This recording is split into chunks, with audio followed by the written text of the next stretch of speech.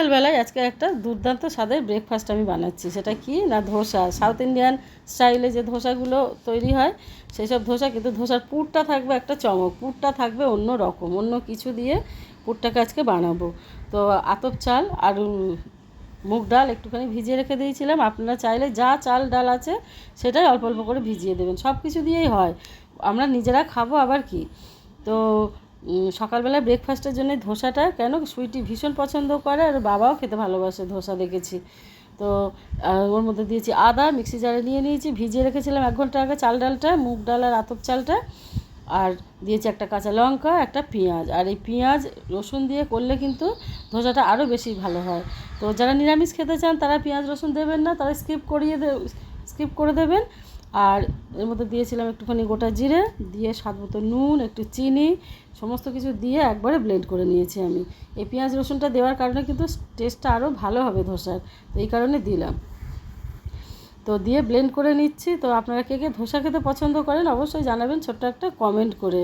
হ্যাঁ, তো ধোসা সাউথে যখন আমরা বেড়াতে গেছিলাম প্রচুর আমরা ধোসা ইডলি এইসবই খেয়েছি, কারণ ওখানে খাবারই তো ছিল এটাই, আমাদের খেতে হয়েছিল। আর তখন আমি এত পছন্দ করতাম না ইডলি ধোসা যতটা এখন খাই। তো ওখানে ধোসা ইডলি খেলে অন্য রকম একটা লাগে। ওরা কী দিয়ে বানায়, কীভাবে বানায় জানি না, কিন্তু খেতে খুবই সুন্দর হয়, খুব সফট ছিল। তো ব্যাটার রেডি হয়ে গেছে আমার। আর এদিকে আমি ফ্রাইং প্যান বসিয়ে দিয়েছি, যে ধোসার যে প্যানটা, এইটা হচ্ছে চমকটা এটাই। কড়াইশুঁটির পুরটা দেবো আজকের আমি ধোসাতে, যেটা আমি বানিয়ে রেখে দিয়েছিলাম। আর এই কড়াইশুঁটি কিন্তু শীতকালের কড়াইশুঁটি, ভালো করে ফ্রোজেন করে রেখে দেবেন আপনারা যখন বেশি পাবেন। আর সেইটা দিয়ে এইভাবে যখন খুশি পরোটা, লুচি, কচুরি, ধোসা, ইডলিতেও দিয়ে পুর দিয়েও করা যায় ইডলি।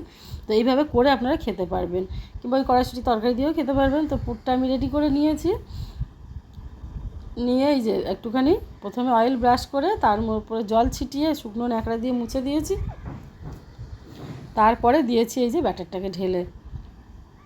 তো একটা ছোট্ট ডাবু হাতা দিয়ে ভালো করে ঘুরিয়ে স্প্রেড করিয়ে দিলাম, যতটা বড় করা যায় আর কি, যতটা বড় হয় ততটা। তো এইভাবে ঘুরিয়ে দিচ্ছি। আর ওদের কিন্তু তৈরির দোকানি যারা, তারা কিন্তু তৈরির কায়দাটাই আলাদা, ওরা কত স্পিডে তৈরি করে দেখেছি ধোসাটা ওখানে। আর আমাদের এখানেও যারা তৈরি করে তাদেরকেও দেখেছি আমি এইভাবে। তো এইভাবে কড়াইশুঁটির পুরটা এবার মাঝখানে আমি দিয়ে দেবো। এটা আলু টালু দিলেও খুব ভালো হয়, কিন্তু এটা একটা নতুনভাবে আমি আপনাদেরকে দেখাচ্ছি, তো এই কারণে কড়াইশুঁটির পুরটাও দিয়ে দিয়েছি। দিয়ে এবার ধোসাটা তুলবো। কি সুন্দর হয়েছে দেখুন, শুধু কালারটা শুধু দেখুন, দুর্দান্ত একটা কালার এসছে। তো ধোসা আমার আজকে রেডি সকালবেলার ব্রেকফাস্টের জন্যে।